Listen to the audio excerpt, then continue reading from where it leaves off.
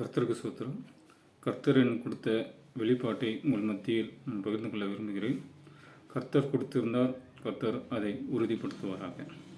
எனக்கு இப்போ ஒரு 50 வயசு ஆகுது. 1946 பிறந்தேன். 50 வயசு ஆகுது.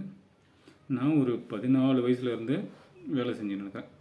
14 வயசுலேயே வேலைக்கு போகிறேன். 9வது படிக்கும்போது வேலைக்கு போய் நடக்கிறேன்.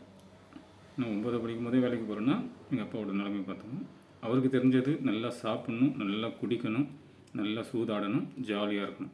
அதுதான் அவரோட கேரக்டர். அப்படி இருக்கும்போது நான் வேலை செஞ்சு நடக்கிறேன்.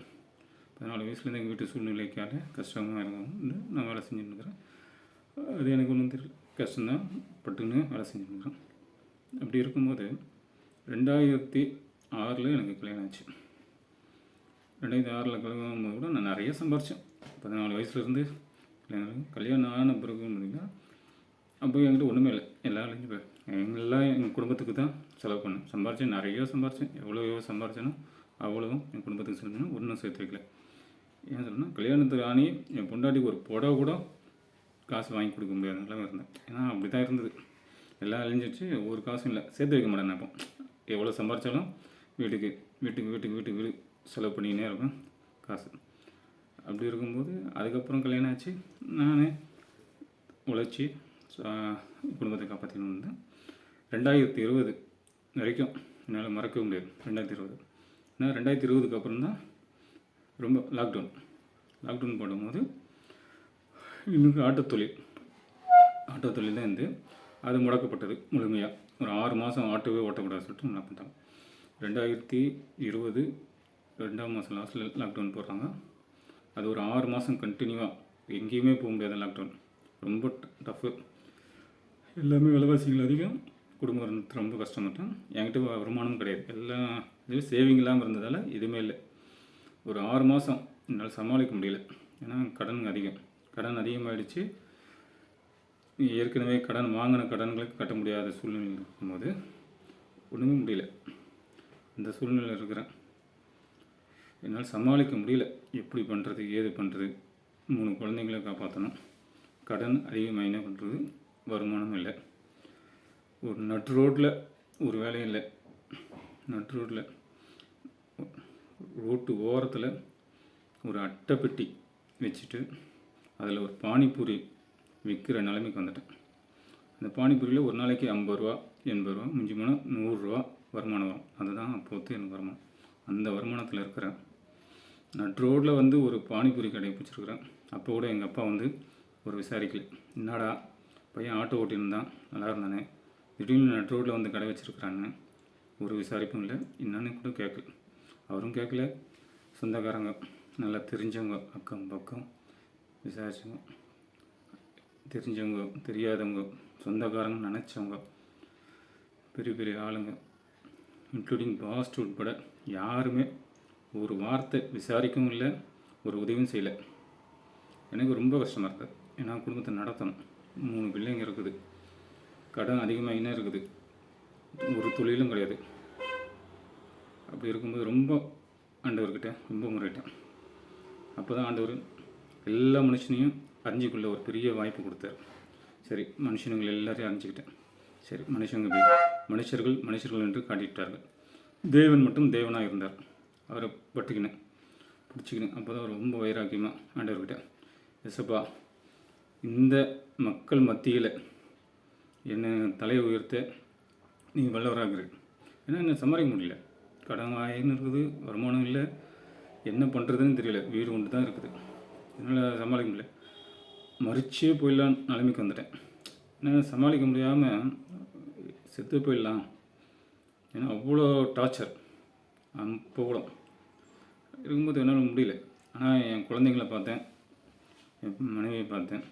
ஒரு வீடு இருந்து நம்ம குழந்தைங்களுக்கு ஒன்றும் பண்ணலைன்னா இந்த நேரத்தில் மறைச்சேன்னா அவங்களால சமாளிக்க முடியாது.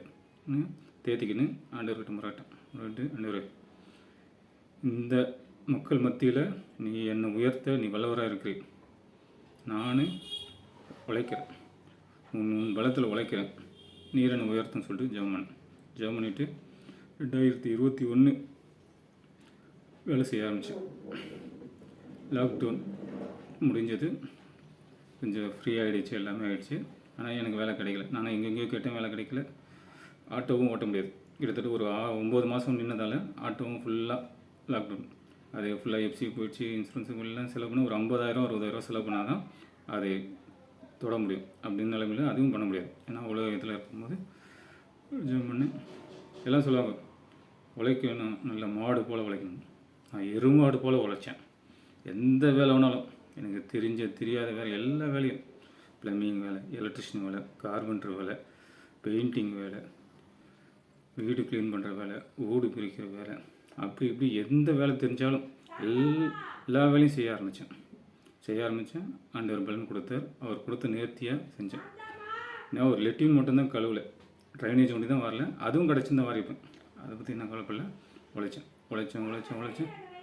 மாடு போல் உழைச்சி 2021 ஆரம்பித்து 2024 லாஸ்ட்டுக்குள்ளே ஆண்டவர் எனக்கு நினச்சி பார்க்க முடியாத அளவுக்கு ஆசீர்வாதங்களை கொடுத்து 21 இருந்ததோட 24 லாஸ்ட்லேயே 1000 மடங்கு 100 மடங்கு 1000 மடங்கு ஆசீர்வதிச்சார்.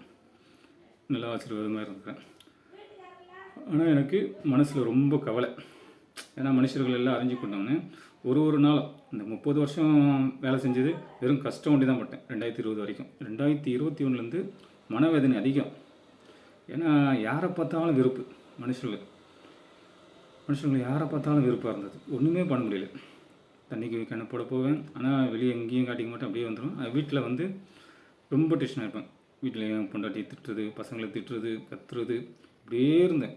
என்னடா இது ரொம்ப அதிகமாக போய் எனக்கு ரொம்ப இதுவாகிடுச்சு. என்னடான்னு என்ன பண்ணுறது? அப்புறம் ஆண்டவர் வீட்டு முறையிட்டேன். எசப்பா, நீ ஆசீர்வாதத்தை கொடுத்துட்டு, ஆனால் வேதனையாக இருக்குது. நீ ஐஸ்வர்யத்தை நீ கொடுத்துருந்தனா வேதனை கொடுக்க மாட்டேன். ஆனால் தேவன் ஐஸ்வர்யத்தை கொடுக்கும்போது வேதனையை கூட்டார் என்று வசனம் இருக்குது. அப்போ நீ ஆசீர்வாதத்தை கொடுத்துட்டு வேதனையை கொடுக்க மாட்டேன். அப்போ இந்த வேதனை எனக்கு எதுக்கு? ரொம்ப கஷ்டமாக இருக்குது, என்னால் சமாளிக்க முடியலன்னு அழுதேன். இப்போ ஆண்டவர் சொன்னார், சாட்சி கொடு. நான் சாட்சி உடையவன் என்னுடையவன், சாட்சினால் தேற்றப்படுவாய், சாட்சி தான் உனக்கு ஜீவியம். அப்படியே ஆண்டவர் எடுத்து எல்லா வசனத்தில் இருந்தோம் எனக்கு கேட்குறது எல்லாமே சாட்சி கொடு. சாட்சின்றது எங்கள் சபையில் ரொம்ப கஷ்டம். எல்லாத்துக்கும் நேரம் இருக்கும், சாட்சி கொடுக்க நேரம் இருக்கும். ஒரு வாரத்தில் ஞாயிற்றுக்கிழமைன்னா ஒரு 10 நிமிஷத்தில் 15 நிமிஷம் தான் சாட்சி கொடுப்பாங்க. அதுக்கு சாட்சி கொடுக்க போவாங்க, மக்கள் போவாங்க. அவங்க கூட கீழே பேசுனா ஒரு 5 நிமிஷம் அதுக்கு மேலே பேசுனா மைக் ஆஃப் பண்ணுறாங்க. அவங்க அப்படி தலையை குனிஞ்சிக்கினே வந்துடுவாங்க. இல்லை நிறைய பேர் கிண்டல் பண்ணுவாங்க. நானும் நிறைய பேர் கிண்டல் பண்ணியிருக்கேன். அவங்க தெரியல, கடற்கடன் ஷார்ட்டாக கொடுத்துட்டு வந்துடணும். அப்போ எனக்கு அப்படி சொல்லுவேன், பேசுவேன். அப்படியே இருந்தது. ஆனால் என்னை சாட்சி கொடுத்துட்டாரு. நானே 2000 சுற்றி வந்தேன். ஒரு 25 வருஷம் விசுவாசி. இந்த 25 வருஷத்தில் ஒரு 3 சாட்சி தான் கொடுத்துருக்குறேன். அது முதல் சாட்சி அதிசயமாக என் பையனை கொடுத்தாரு. அது மறக்க முடியாது. அது லட்சத்தில் ஒருத்தவங்களுக்கு செய்கிற மாதிரி பெரிய அதிசயம் செய்து என் பையனை கொடுத்தாரு. அது சாட்சி கொடுன்றார். அது நான் எப்படி ஆண்டவரே சாட்சி கொடுக்க முடியும்?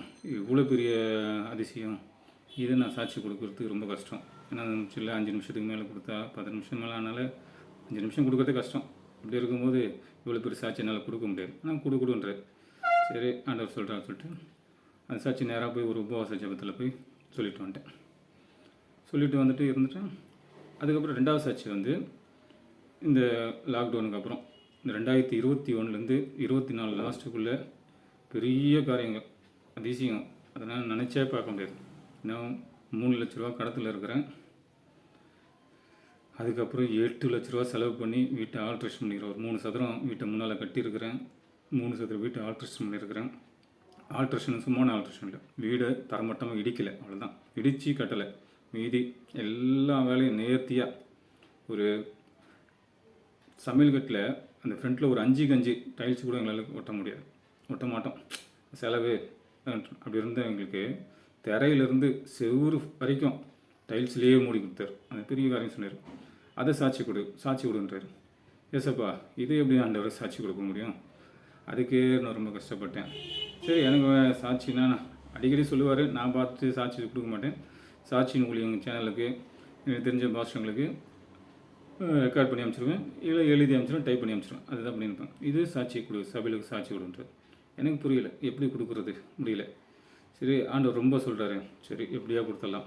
இந்த சாட்சியை, இந்த 4 வருஷ சாட்சி இவ்வளோ பெரிய வீடு கட்டி கொடுத்தது சாட்சி கொடுக்கணும். சரி சுருக்கி கொடுத்துடலாம், எவ்வளோ சுருக்க முடியுமோ சுருக்கலாம்னு சொல்லிட்டு நானும் ஒரு மாதமாக சொல்லி நானும் ஒரு மாதமாக சுருக்குறேன். எப்படியோ சுருக்கி சரி ஒரு 5 நிமிஷத்துக்குள்ளே ஷார்ட் அண்ட் ஸ்வீட்டாக சொல்லிடலாம் சொல்லிட்டு ஒரு 5 நிமிஷத்துக்குள்ளே ரெக்கார்ட் பண்ணிக்கின்னு ரெடி பண்ணிக்கின்னு பாஸ்கிட்ட போய் கேட்டேன். அவரும் என்னடா கேட்டார், இந்த மாதிரி வீடு கட்டி கொடுத்தது சாட்சி. சரி கொடுறான்ட்டு சரி நேராக போகிறேன். போய் நிற்கிறேன். சாட்சிக்கு டைம் வந்தது, நான் போய் நிற்கிறேன். எனக்கு முன்னாடியும் சாட்சிக்கு ஆள் இல்லை, எனக்கு பின்னாடிக்கும் சாட்சிக்கு ஆள் இல்லை. சரி ஒரு சந்தோஷம். எப்படியும் ஒரு சாட்சி ஒரு 10 நிமிஷம் இருக்கும் சர்ச்சில். நம்ம ஒரு 5 நிமிஷத்தில் ஷார்ட் அண்ட் ஷூட்டாக சொல்லிவிட்டு வந்துடலான்னு நினச்சி போய் சாட்சிக்கு நின்று கடந்து வந்த பாதை, அதாவது அந்த நடக்கிறத கொஞ்சம் அந்த ஷார்ட் முடிந்து சொல்ல ஆரம்பித்து ஒரு 1.5 நிமிஷம் கூட இருக்காது. அதுக்குள்ளே மேலேருந்து நிறுத்த சொல்லி ஆர்டர் வந்து மைக் ஆஃப் பண்ணிட்டாங்க. மைக் ஆஃப் பண்ண போகிறாங்க. ஒன்றும் புரியல கிடக்குறேன்னு நான் 2 நிமிஷத்துக்குள்ளே ஏன் சாட்சியை கட் பண்ணி அவரே சொல்லிட்டாரு. எனக்கு ரொம்ப மன கஷ்டமாக இருக்குது. அப்படியே தலையை குனிஞ்சிக்கினே கீழே வந்துட்டேன். வெளியே வந்து நிறைய சகோதரங்களும் ஒன்று கிண்டல் பண்ணாங்க. ஏன்னா நான் 2-3 பேர் சொல்லியிருப்பேன், அதை வச்சு என்னையும் நிறைய பேர் கிண்டல் பண்ணாங்க. எனக்கு ரொம்ப புரியல. கேட்டவங்கெல்லாம் என்ன சாட்சி சொன்னேன், ஒன்றுமே புரியலையே, என்ன சொன்னேன், இன்னும் எதுக்கு சொல்லணும்னு கேட்டாங்க. ஏன்னா அப்படியே அந்த இதில் முடிஞ்சிச்சு. சரி அப்படி வந்தோன்னா ஆண்டவர்கிட்ட ரொம்ப அழுதேன். ஆண்டவரே சாட்சி